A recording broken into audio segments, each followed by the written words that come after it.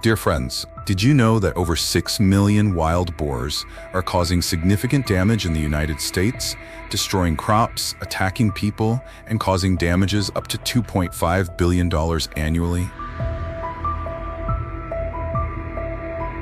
This dangerous invasive species, with some weighing over 100 kilograms, has spread across 39 states in the United States, particularly in large agricultural regions like Texas and Florida. So, where did they come from, and how did they become such a major threat? Today, we'll explore how wild boars invaded the United States and the efforts to control this threat to protect land, crops, and community safety. Stay with us until the end of this video.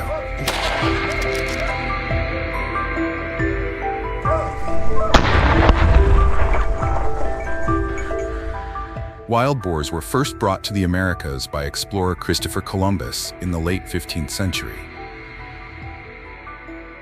During his voyages to the Caribbean, he brought domestic pigs from Europe as a food source for sailors and settlements. These pigs were released on islands like Hispaniola, where they quickly adapted, multiplied, and became feral boars due to lack of control.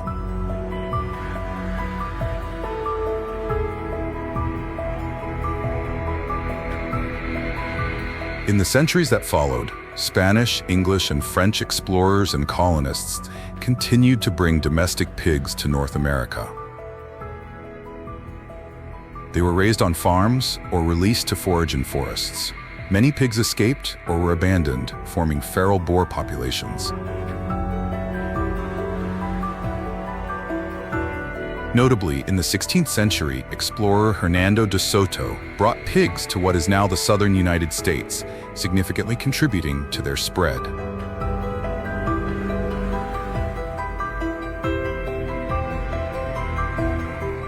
Over the next 600 years, their population exploded, exceeding 6 million, and spreading across 39 states in the United States, particularly concentrated in southern states like Texas, Oklahoma, Florida, Georgia, and California, where vast agricultural and grassland areas are common. They have become a major problem for farmers and local communities.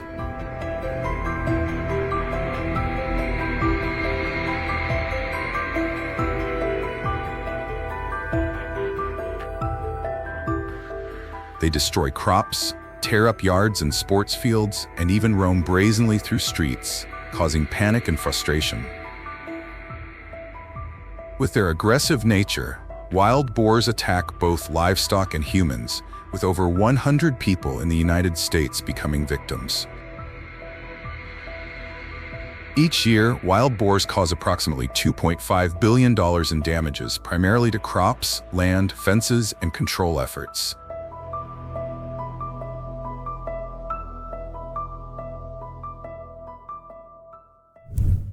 John Miller, a farmer in Texas, recounted, "In just one night, over 30 wild boars destroyed most of my cornfield ready for harvest. The damage was over $40,000. They came at night and retreated into the darkness, leaving behind footprints, torn up soil, and rows of flattened corn. I was completely helpless." To combat this, the United States government allows unlimited hunting of wild boars, a common activity in rural areas of the country. The most common method is hunting.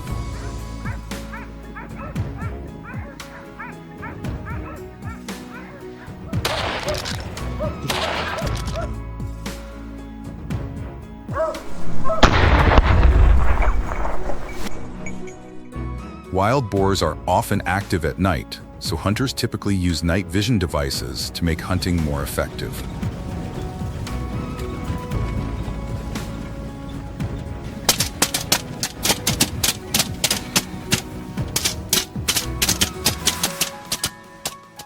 They often hide in bushes or near water sources, so hunters look for signs of activity in these areas.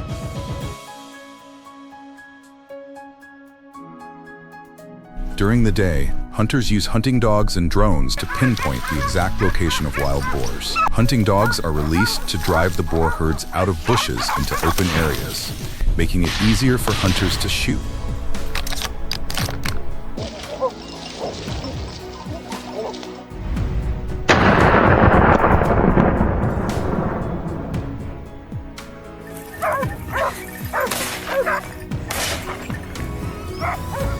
To avoid detection, when spotting a herd, hunters approach from downwind, as these animals are highly sensitive to unfamiliar scents.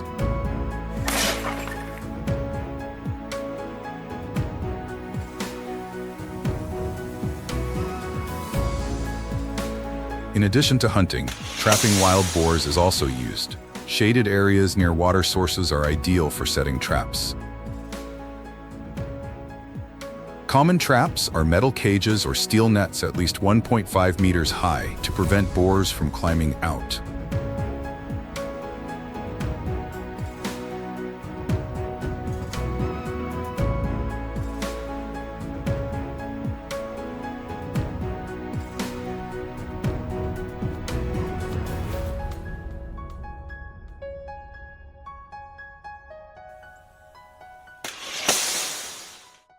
Since wild boars are intelligent and learn to avoid traps, people often place bait like corn, vegetables, or roots for several days to lure the entire herd into the trap.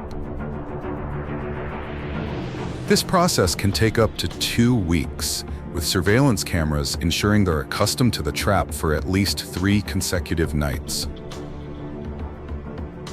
Once most of the herd is inside, the trapdoor is activated via sensors or remote control.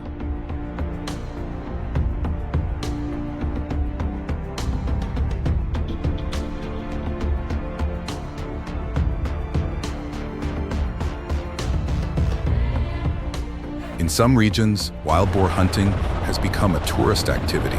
Many companies offer helicopter hunting tours, with prices reaching up to $4,000 per flight, allowing participants to easily reach and eliminate wild boar herds that damage crops.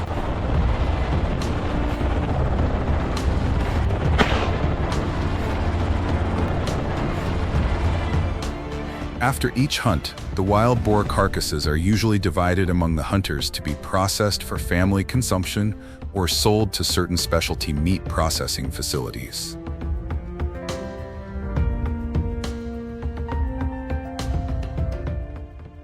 However, consuming wild boar meat is not as simple as many might think. Wild boars are known carriers of numerous dangerous pathogens. According to research, their meat can contain 30 to 34 dangerous pathogens, including encephalitis-causing viruses, salmonella bacteria, and foot and mouth disease. Additionally, up to 37 types of parasites may live in a wild boar's body, an alarming figure. On top of that, the strong and pungent odor of wild boars makes processing, preserving, and consuming their meat a real challenge. Therefore, across the United States, there are only about 15 licensed facilities allowed to process wild boar meat, a remarkably small number compared to the population of this invasive species and the demand to control it.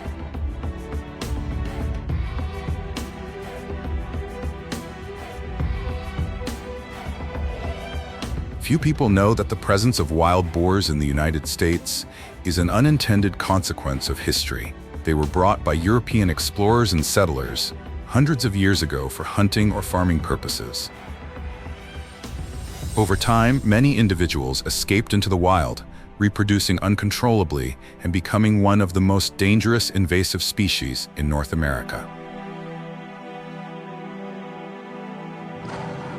Today, wild boars not only destroy crops, damage ecosystems, and threaten native species, but also attack humans and livestock and spread diseases. They are a major challenge for governments, farmers, and environmentalists alike. The battle between humans and these creatures continues daily across states where they appear. And this may be a fight that lasts for decades, as wild boars reproduce and adapt at an alarming rate. Thank you for taking the time to watch today's video.